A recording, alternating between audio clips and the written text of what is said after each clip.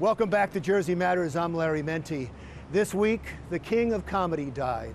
Jerry Lewis's legacy ended at the age of 91, but it started right here in Newark, New Jersey. Our Kimberly Kravitz explains. Larry, I'm standing on the corner of Forest and 6th Street in Lakewood, New Jersey. That's where Hotel Arthur used to be, the place where Jerry Lewis performed in public for the first time.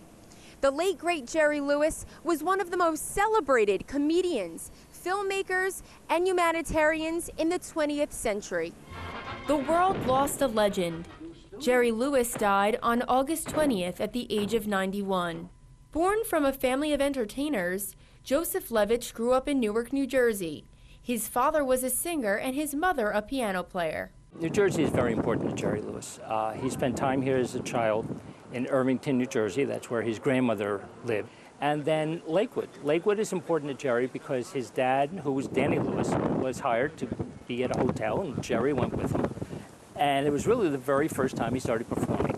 After his 16th birthday, Lewis dropped out of Irvington High School to pursue his career in stand-up comedy.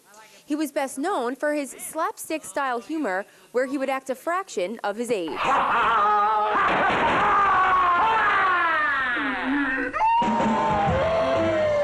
At the ripe age of 20 was the start of a show business career that spanned over 70 years.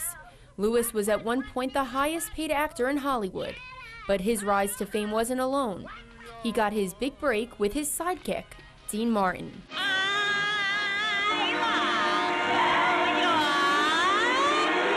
The summer of 1946, there was a singer that was booked at the 500 Club with Jerry Lewis. The singer didn't work out.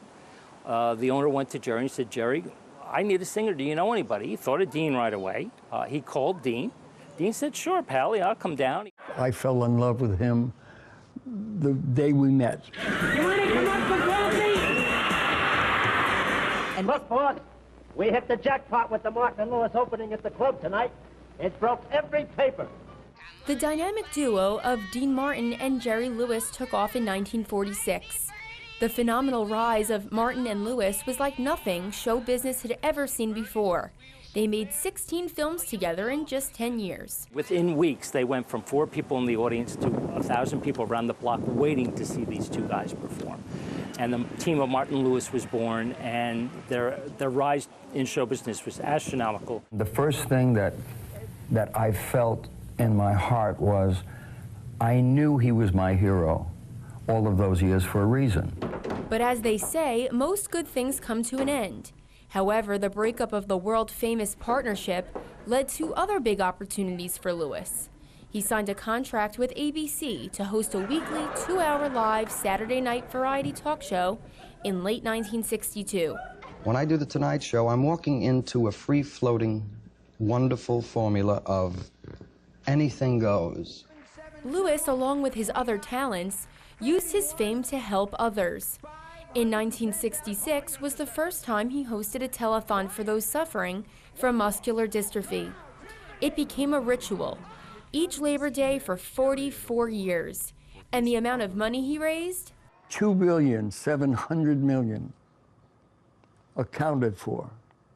I think you're so adorable.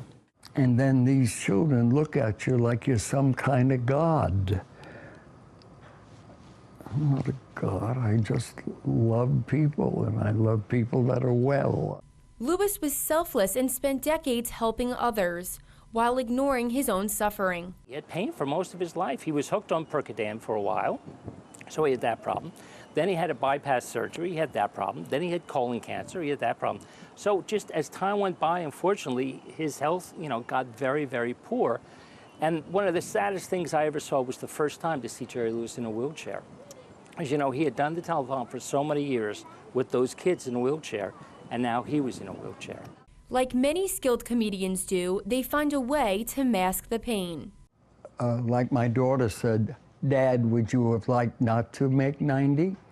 I said, "No, I'm very happy about it." The comedic legend is one that could not be matched. Lewis has influenced the world of entertainment in radio, television, film, and performing live on stage. If you're real to yourself, you recognize there's not a lot of time left. Lewis leaves behind a long legacy, his 7 children, as well as an invention that is still used to this day, the video assist. Video assist, that is instant video replay of a movie scene after a take. Today, it's something directors can't live without. The video assist was invented by Jerry because nobody had any idea what they were getting until the operator blessed it or until the operator critiqued it.